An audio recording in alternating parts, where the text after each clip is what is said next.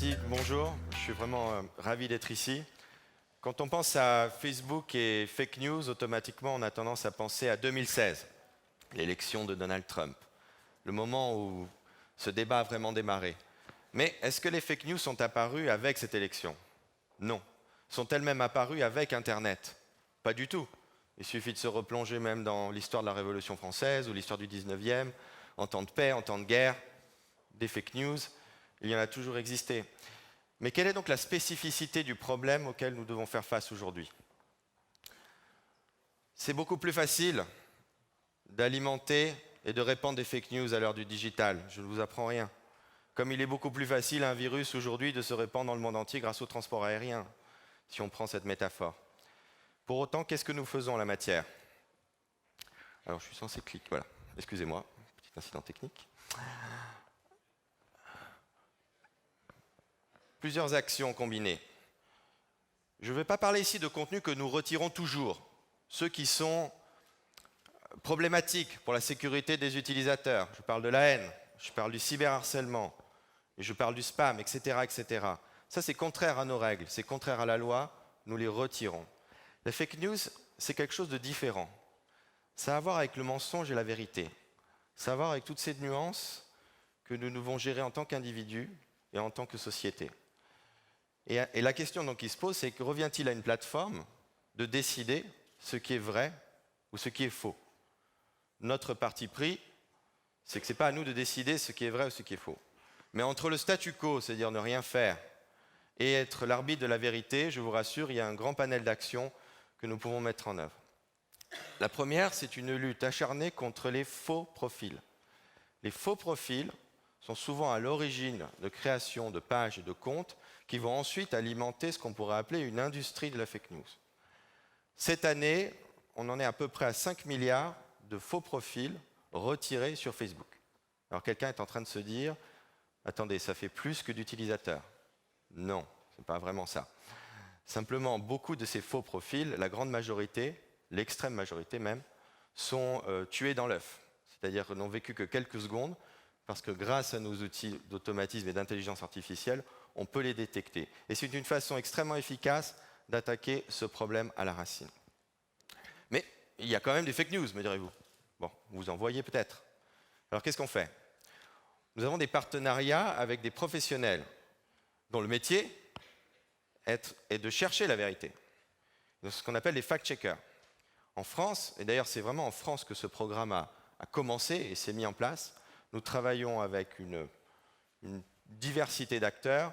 On peut citer les décodeurs du monde, on peut citer l'AFP, on peut citer Check News, etc., etc.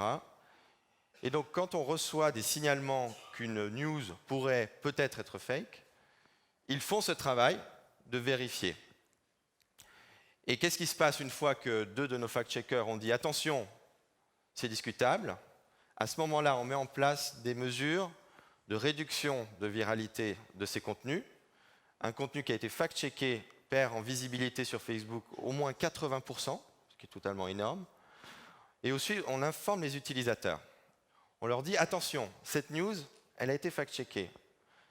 Attention aussi, on va leur mettre à côté de l'article qui est contesté, l'article qui est fait l'objet du fact-checking.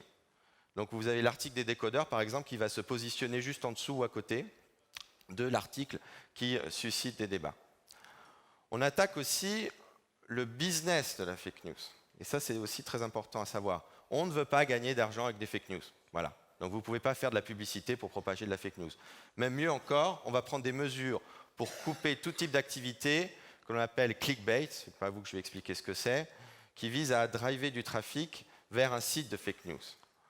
Donc on agit aussi sur cela. Autre point, c'est l'éducation.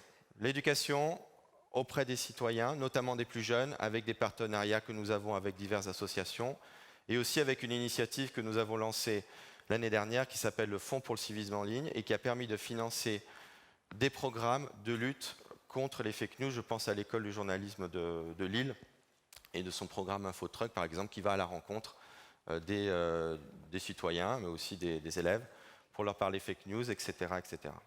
Est-ce que ça marche? Parce que c'est ça la question. Est-ce que ça marche? Oui, ça marche. Si on regarde une étude récente de Stanford dans la matière, ou un des articles du Monde sur le sujet, la viralité des fake news est fortement en baisse. Ça ne veut pas dire qu'on supprimera pour toujours les fake news. Mais pourquoi cela? Tout simplement parce que sur Facebook, ce sont des gens. C'est une technologie, mais le contenu sur Facebook est alimenté par des personnes. Et on ne peut pas empêcher, bien sûr, les personnes de mentir. Mais avec tout ce que je viens de vous expliquer, on peut en tout cas réduire ce phénomène le plus possible. Et en tout cas, nous mettons les moyens qu'il faut et nous sommes totalement engagés dans cette bataille. Je crois que j'ai terminé. On m'a demandé d'être court. J'ai une question pour vous, Anton, justement dans la thématique des fake news. Je lis souvent des experts dire que Facebook n'a aucun intérêt à combattre les fake news parce que le mensonge en fait crée beaucoup plus d'engagement, de partage, d'audience et donc de revenus que la vérité. Alors est-ce que c'est une fake news ou est-ce que c'est la vérité? C'est même une de mes fake news préférées en fait. On n'a aucun intérêt, de manière générale, à avoir du contenu problématique sur la plateforme. Pour quelle raison? Oui, si vous vous promenez dans les rues de Facebook, si on peut dire, et que votre sécurité n'est pas assurée, que c'est sale, que c'est désagréable et que vous êtes victime de tout un tas de choses, vous ne voudrez plus y revenir.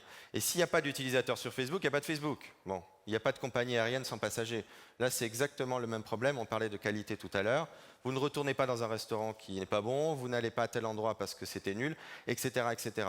Donc nous n'avons aucun intérêt pour cela. Et par ailleurs, nous avons des annonceurs qui ne veulent pas faire des annonces sur une plateforme qu'ils penseraient être remplie de ce type de contenu. Donc notre travail, c'est vraiment de veiller, je ne suis pas là pour vous promettre la Lune ou le Père Noël, même si c'est la période, de limiter ces phénomènes le plus possible en dessous d'un seuil de tolérance qui fait que vous trouverez que l'expérience Facebook, dans l'extrême majorité des cas, est une bonne expérience et c'est très important pour nous.